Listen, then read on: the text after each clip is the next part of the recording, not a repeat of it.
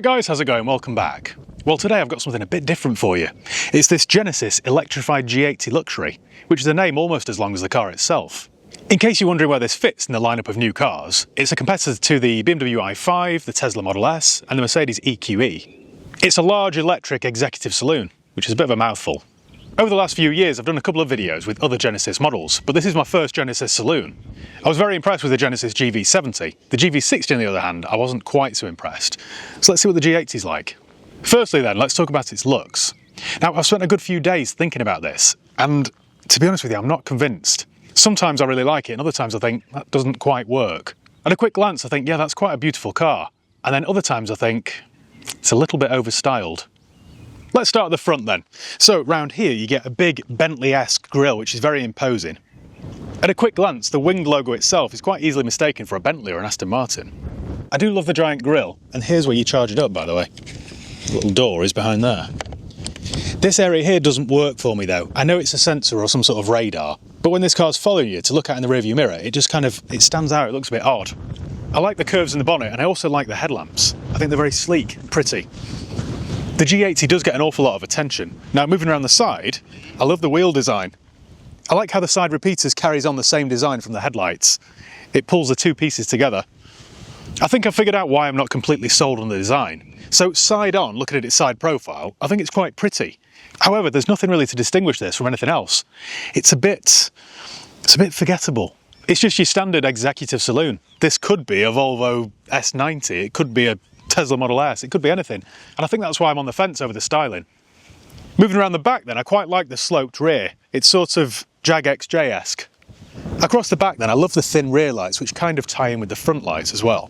I love this little strip of chrome you get on the spoiler. I think it would have looked better though if they'd got rid of the Genesis letters here in favour of the Genesis winged logo. I think that would have just looked a bit better. Overall, I think it is quite a pretty car. It's quite inoffensive. There's just nothing there to make it stand out from the crowd. Before we take a look inside the G80, which I'm desperate to do because I wore a very thin jumper today and I'm freezing, let's have a look at the boot space. Now, this only offers 354 litres of space, which isn't great, to be honest. And because of the location of the battery, you've got this weird humped area here, which is almost like the concealer in an LPG tank. I've never seen that before. Oh, one more thing actually, let me show you under the bonnet. Under the bonnet then, unfortunately there's no front trunk, but this is where all the magic happens. So we've got an 87.2 kilowatt hour battery and an electric motor which produces 365 brake horsepower. Right, let's head inside then because it's freezing. I think you'll be impressed with the interior. It's properly luxurious. Take a look at this interior. So this one's quite a nice spec. For example, it's got the Napa leather seat pack, which is a £2,310 optional extra. It's got the innovation pack, the comfort pack, and a convenience pack. For me at least, having spent some time with this car, the interior is the real selling point. It's so luxurious. Everything's finished to the highest of standards. It doesn't feel like you're in a Korean car. It feels like you're in a high-end German car or a high-end British car. That's the sort of level that they're at. For example, the doors soft close. Everything that you touch, press and feel feels of the highest quality. The indicator stalks, for example, are knurled, as are the volume controls. Everything's got a nice weight to it. I know this car technically is rivaling like the i5, the Tesla Model S and Mercedes EQE, but it does genuinely feel like a rival to a S-Class or an Audi A8. That's the sort of level that we're at. Speaking of an S-Class, it gets even better in the back. Let's have a look. This is properly opulent, like limousine spec. You get loads of rear legroom. You get this centre console here, which obviously you can hide away, but if you pull it down, then it controls all sorts. So you've got heated seats back here, you can control the rear blind. You've got two cup holders which pop out there. You can control the stereo. You've got a wireless charging pad. You've got storage underneath. This would be a really nice car to be chauffeured around in. You even get your own window blind. You even get your own screen back here as well, so you can use that to watch all the cameras, put in the sat-nav destination, control the radio. You can connect your own video device to it. It's really clever. And they've even thought of your skis as well. They've thought of everything. I also love the actual design of the seats. They've put an extra bit of care and attention into it. In fact, the overall attention to detail is incredible. Should we get this on the road then? I'll tell you a bit more about it.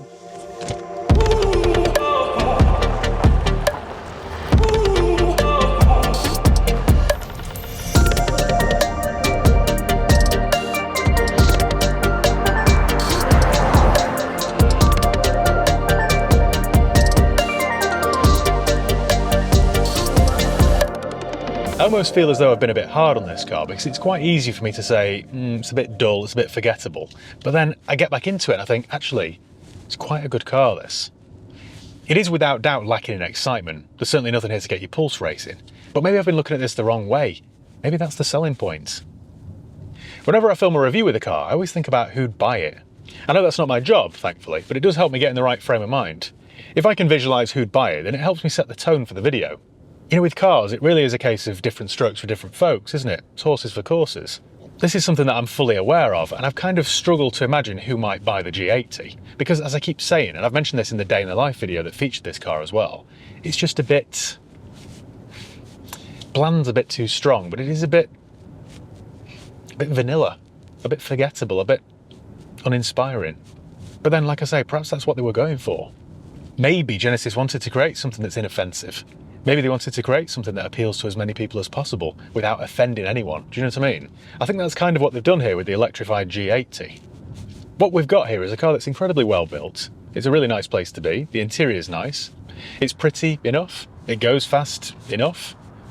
It's as though they've almost tried to be a people pleaser. They've tried to tick as many boxes as possible. They haven't really nailed the flag to any one particular mast. I think that's why I've struggled to summarise this car, to be honest.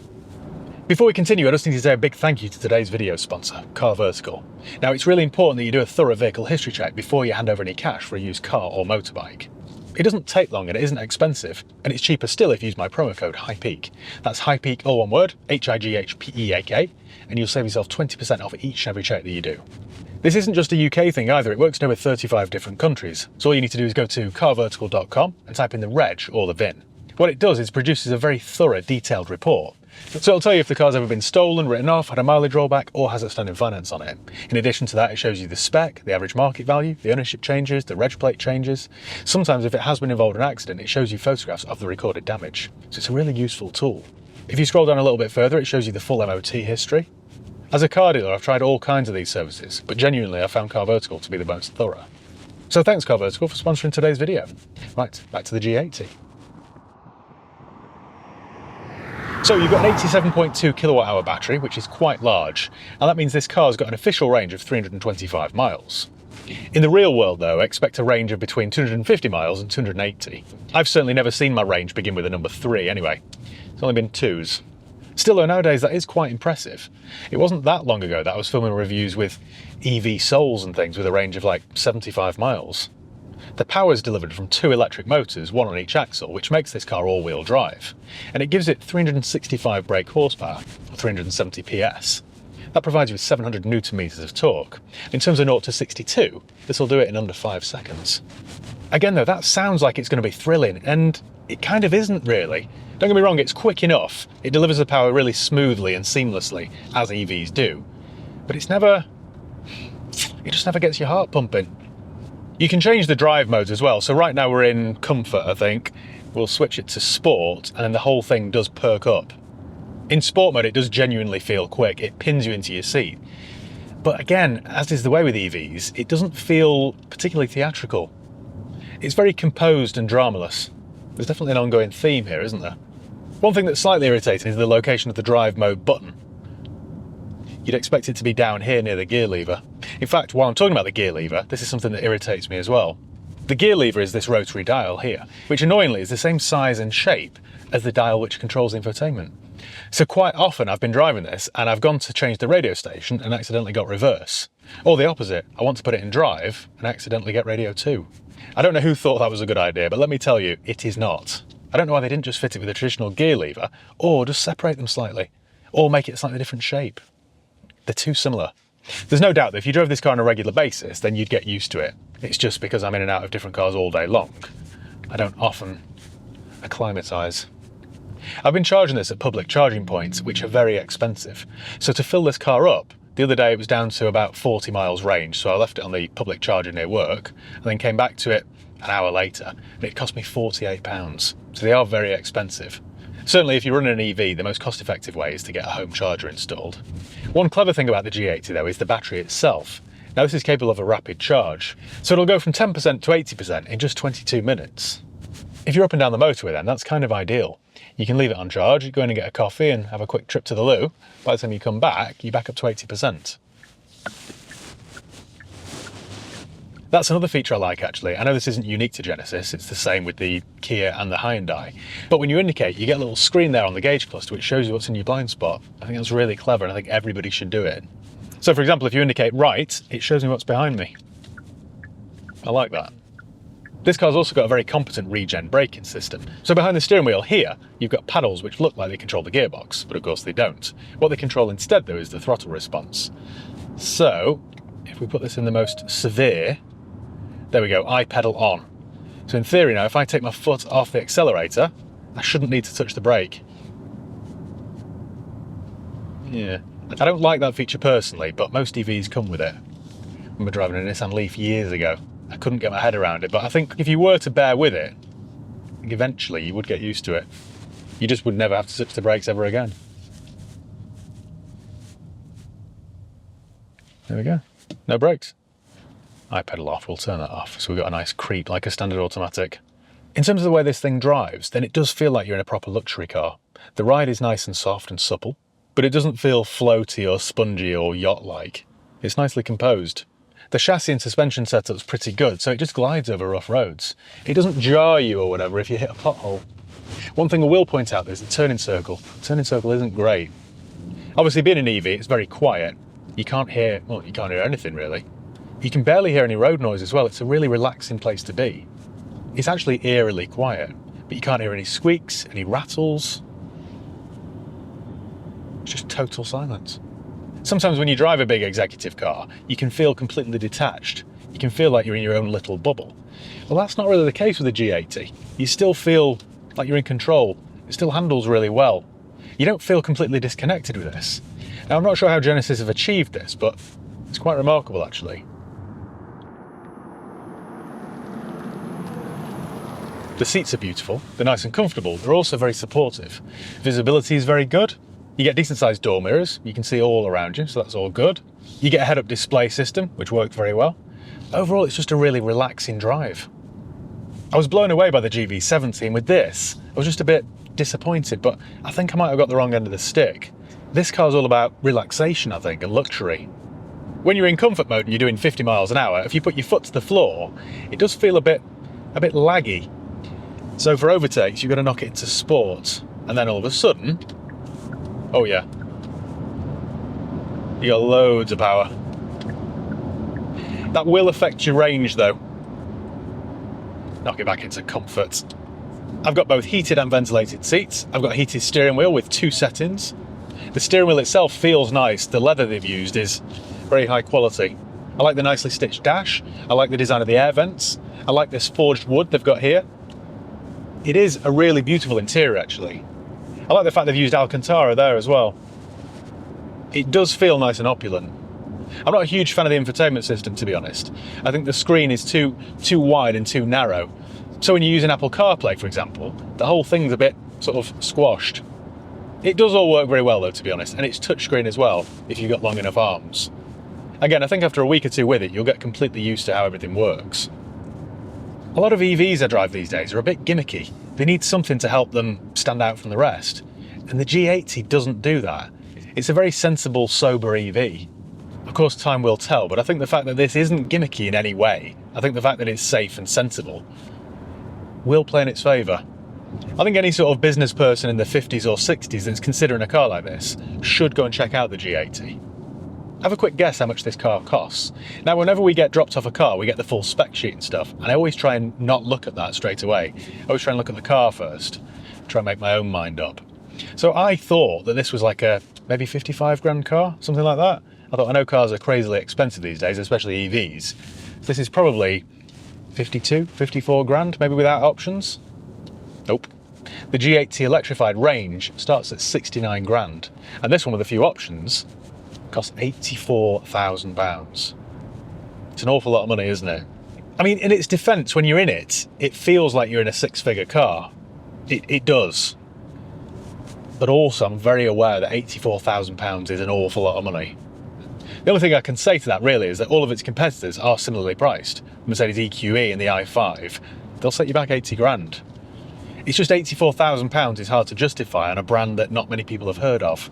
When it's a famous brand, you sort of think, oh yeah, okay, that's fair enough. But Genesis, you kind of have to explain to every single person you meet what it is and where it comes from. You could argue though, and I probably would, that that's what makes it cooler. The fact that it's a bit of an unknown brand, the fact that it'll make you stand out from the crowd. I think that is a bit of a selling point. And this certainly does get a lot of attention. I've actually had people stop and ask me what it is. When I've driven this in the city, you can see people stopping and having a second glance. And as a petrol head, that is kind of what you want, isn't it? If you're wondering if I'd buy one myself, then no. But in all honesty, I don't think I'm the target audience. I personally would rather spend £12,000 less and get the GB70, which I much preferred. But if I were 57 and had a stressful job and a bad back, then maybe I would. For what this is worth, I think if you ever gave somebody a lift in this car, they'd be bowled over by it. They'd be blown away. I think as soon as they opened the door and got in, they'd say, wow, this is nice. What is it? Then you'd have to explain. Well, you know Kia and Hyundai? Yes. You know, like Lexus's, Toyotas? You'd have to do that. Sadly, that's always the case though with a new brand. It really does have everything that you'd need though, this, in terms of storage, capability, luxury. I also like the whole self-driving feature as well.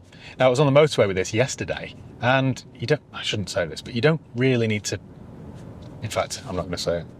It will keep you in your lane though, and it will keep you attached to the car in front at a safe distance. So you don't need to concentrate that hard, is what I'm trying to say. To answer my question that, all right, nobody asked, but I asked myself at the start, who's going to buy a car like this? I think it's the buyers that used to buy Jag XFs. I think that's your audience. Golfers, accountants. That would be my summary of this car then. It's a very good, sensible EV. Yes, I think it's a bit overpriced, but it does luxury very well. And it's got decent performance and a good range. If you're offered this as a company car perhaps, it'd be quite a tempting proposition. The technology in this car is very good. I like the 360 camera, for example. That's all very good. I like the fact that it's provided me with a scoreboard here for the Volvo Chinese Open. See, they do know who they're going after, don't they? Golfers. Why didn't I think of that straight away? Something else I love about this car is the gauge cluster. I like the fact that it's got this sort of 3D dial. It's nice and futuristic. It's one of those cars then that I think if you were given one as part of your job, or some sort of company car scheme, I think you'd quite like it, or you'd grow to like it. But I don't think you'd be particularly excited to go and use it on a Sunday morning. It'd make a good chauffeur car, this actually. A good Uber exec. I like the fact that the climate control panel down here still features proper rotary dials. It's not silly touchscreens and stuff, you can still control it whilst keeping your eyes on the road. It's a very luxurious car, this. And the more time I spend with it, the more relaxed I am. You know, I think if I were to have a blood pressure test right now after spending an hour with this car, I think it'd be very low. I feel very relaxed. Here's the thing, I'm kind of torn with this car. It does lack excitement and it is a bit forgettable, but what it does incredibly well. Well, I think that's all I can tell you about the Genesis Electrified G80. It does luxury and space very well, in fact better than most, but it is a tad characterless. Well, anyway, thank you once again for watching. Make sure you give the video a thumbs up if you enjoyed it. Make sure you subscribe if you haven't done already. You can follow me on Facebook, Instagram, Twitter and TikTok. I'll leave the links below.